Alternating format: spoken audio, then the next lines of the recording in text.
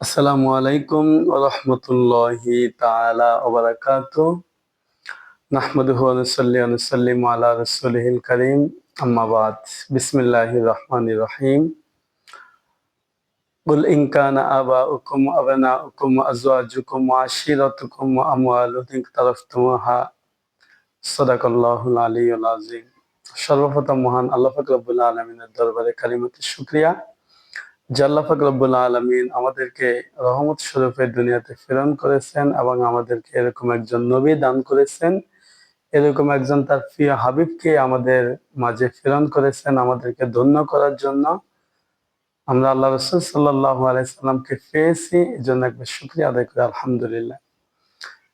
সম্মানিত প্রিয় হাজিরিন, দূরের এবং কাছের যারা আমাকে দেখছেন সকলকে আমি জানাই আন্তরিক শুভেচ্ছা ও মোবারকবাদ।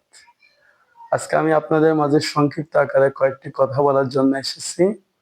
এই কথাগুলো আমরা অনেক বিভিন্ন বিজ্ঞ আলেম ওলামাদের মাধ্যমে আমরা শুনেছি। তারপরে যেহেতু যারা দরবার শরীফ পন্থী এবং আমাদের মহাশরীশ্বর দরবার শরীফ সিরাজ শরীফ আলম ফয়জিয়ার দরবার শরীফ পন্থী এবং আহলে বাইত ফাক পাঞ্জাতন পন্থী, তাদের উদ্দেশ্যে আমি সংক্ষিপ্ত আকারে কয়েকটি কথা বলার জন্য আপনাদের মাঝে আমি উপস্থিত হয়েছি। আজকে দেখুন, আমরা যে দিনটি পালন করেছি এটি হচ্ছে যে 12ই রবিউল আউয়াল।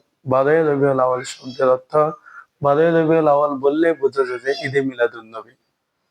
আর ঈদে মিলাদুন নবী শব্দের অর্থ কি এটা আমাদের বুঝতে হবে। ঈদ শব্দের অর্থ হচ্ছে আনন্দ, মিলাদ শব্দের অর্থ জন্ম বৃত্তান্ত, মিলাদুন নবী শব্দের অর্থ নবীর জন্ম বৃত্তান্ত। অর্থাৎ ঈদ আনন্দ, অর্থাৎ মিলাদুন নবী অর্থাৎ নবীর জন্ম হিসাবে আমরা আনন্দ করেছি আলহামদুলিল্লাহ। কারণ যে নবীকে আমরা পেয়েছি তার দিন হিসাবে আমাদের আনন্দ করা উচিত। কারণ এরকম একজন বন্ধু, আল্লাহ পাকের এরকম একজন প্রিয় বন্ধুকে আল্লাহ পাক আমাদের কাছে প্রেরণ করেছে, এটাই আমাদের জন্য একটা সৌভাগ্য। এজন্য আল্লাহ পাক রব্বুল আলামিন পবিত্র কোরআন শরীফের মধ্যে বলেন যে লা ইন শাকারতুম লা আযীদান্নাকুম ওয়া লা ইন কাফারতুম ইন্না আযাবি লাশাদীদ। তোমরা যখন আমার কোন নিয়ামত পাও তখন তোমরা বেশি বেশি আমার শুকরিয়া আদায় করো এবং তোমরা আনন্দ করো। সুবহানাল্লাহ। এজন্য যেহেতু আমরা আল্লাহ রাসূলকে পেয়েছি, এটা আমাদের জন্য একটা নিয়ামত, এটা আমাদের জন্য একটা বরকত। এজন্য আমরা আজকের দিনে আমরা আনন্দ করেছি, একটা রহমত শরীফ হিসাবে আমরা সবাই বেশি বেশি শুকরিয়া আদায় করছি, আনন্দ করছি আলহামদুলিল্লাহ। খুশি হয়েছি যে রাসূলকে আমরা পেয়েছি এই দিনে। আজকে দেখেন, আমরা মুসলিম হওয়ার পরে আমরা রাসূলের এই দিন, এই 12ই রবিউল আউয়াল এই দিবসকে আমরা আনন্দ করতে চাই না। আমরা মনে করি যে রাসূল আমাদের মতো মানুষ, তার দিনকে আমরা কেন উদযাপন করব? নাউজুবিল্লাহ। অথচ দেখুন, বিভিন্ন আমাদের রাষ্ট্রের পাশে বিভিন্ন রাষ্ট্রের যারা আছে, অন্যান্য ধর্মাবলম্বী যারা, হিন্দু ধর্ম, সনাতন, এরকম বিভিন্ন ধর্মের, এরা কিন্তু এই দিবসটিকে সুন্দরভাবে অনেকে দেখছে উদযাপন করছে। এর মধ্য থেকে বিভিন্ন অন্য ধর্মের, সনাতন ধর্মের বিভিন্ন প্রধানমন্ত্রীরা পর্যন্ত রাসূলের এই দিনকে তারা উদযাপন হিসাবে তারা একটা বিভিন্ন স্ট্যাটাস দিয়েছে বিভিন্ন ভাবে। এটাও আমাদের মুসলিমদের জন্য একটা আল্লাহ পাকের পক্ষ থেকে নিয়ামত যে রাসূলের উসিলায় তোমরা সম্মান পাইতেছো। আজকে রাসূলের উসিলায় কোরআন পাইলাম, রাসূলের উসিলায় হাদিস পাইলাম, রাসূলের উসিলায় সমস্ত কিছু পাইলাম। অথচ আমরা সেই রাসূলকে আমরা ভালোবাসতে চাই না। আল্লাহ পাক রব্বুল আলামিন বলেন যে তোমরা যদি পরিপূর্ণ ঈমানদার হতে চাও, পরিপূর্ণ মুত্তাকিন হতে চাও, তাহলে তোমরা আমার রাসূলকে পরিপূর্ণভাবে ভালোবাসো, তোমাদের বুকে ধারণ করো, তোমরা রহমত স্বরূপ রাসূলকে তোমাদের বুকের মধ্যে ধারণ করে অর্জন করো। সুবহানাল্লাহ।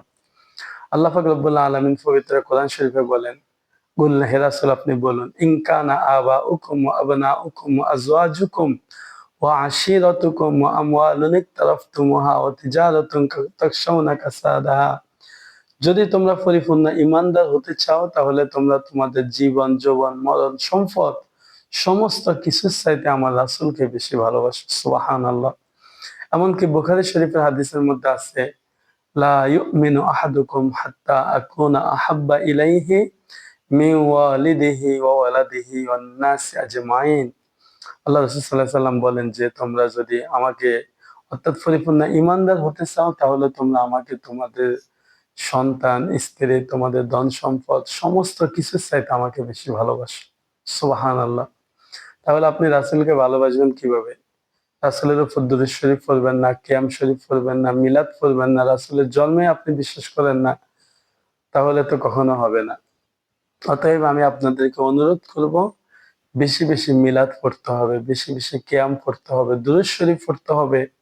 আজকে যে দুরূদ শরীফ স্বয়ং আমার আল্লাহ নিজে পড়ে, ফেরেশতারা পড়ে সূরা আহজাবের ৫৬ নং আয়াত, যে ইন্নাল্লাহা ওয়া মালাইকাতাহু ইউসাল্লুনা আলান নবী, ইন্নাল্লাহ নিশ্চয় আমি আল্লাহ, ওয়া মালাইকাতুহু আমার সমস্ত ফেরেশতাগণ, ইউসাল্লুনা আলান নবী রাত দিন ২৪ ঘন্টা আমার রাসূলের উপর সালাম পাঠাইতে থাকে। সুবহানাল্লাহ।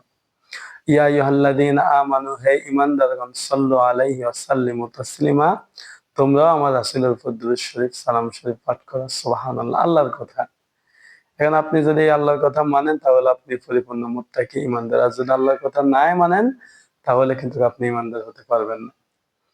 আমার মহান মুর্শিদ কিবলা রাসূলুল্লাহ পীর হযরত শাহ শফী শেখ ফতেহ আলী ইয়াসি রহমাতুল্লাহ আলাইহ, মুর্শিদ কিবলা বলেন যে মাশরিকে হুব্বে মুহাম্মদ, मतलाए दीवाने माँ, मतलाए खुर्शिদে ইশকে সে সিনে সুজানে মা।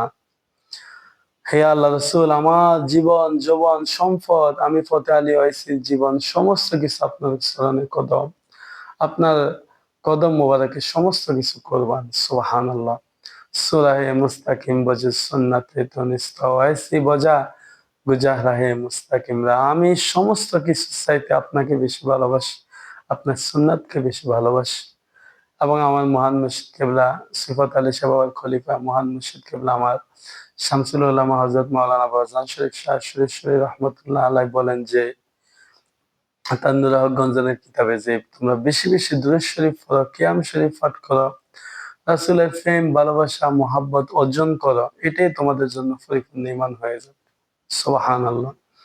এমনকি তার খলিফা আমার মহান মুর্শিদ কিবলা হযরত মাওলানা শাহ শফী সৈয়দ বাবা ফয়জউদ্দিন মুন্সি শাহ শরীফ শরীফ আলমসুরি রহমতুল্লাহ আলাই, তিনি বলেন যে তোমরা বেশি বেশি রাসূলের উপর কিয়াম পাঠ করো, দুরূদ পাঠ করো এবং তার পরিপূর্ণভাবে তার মুহাব্বতকে বুকের মধ্যে ধারণ করো, যাতে আল্লাহ তোমাদের উপর সন্তুষ্ট থাকে, আমার মহান মুর্শিদ সন্তুষ্ট থাকে। এমনকি আমার মহান মুর্শিদ কিবলা হযরত বাবা শাহ শফী নুরজালাল ফুরকান নূরী শরীফ শরীফ আলমসুরি আল ফয়জি রহমতুল্লাহ আলাইহ বাবাজান তার সহিহ আমালের মূল আলোচনা কিতাবের মধ্যে তিনি বলেন যে, একটি সুন্দরভাবে বাক্যের মধ্যে বলেন যে দুরূদ পড়ো, নবীর দুরূদ ছাইরো না, দুরূদ সালাম না পড়িলে ঈমান তাজা হবে না। এই কথা বাবা তার এই পবিত্র সহিহ আমালের মূল আলোচনা কিতাবের মধ্যে বলেছেন এভাবে যে, বেশি বেশি দুরূদ শরীফ পাঠ করা, কিয়াম পাঠ করা, সালাম প্রেরণ করা, যাতে আল্লাহ রাসূল তোমাদের উপর সন্তুষ্ট থাকে। অতএব আমি আপনাদের কাছে অনুরোধ করব, আমরা যদি পরিপূর্ণ ঈমানদার হতে চাই তাহলে রাসূলকে বেশি ভালোবাসতে হবে।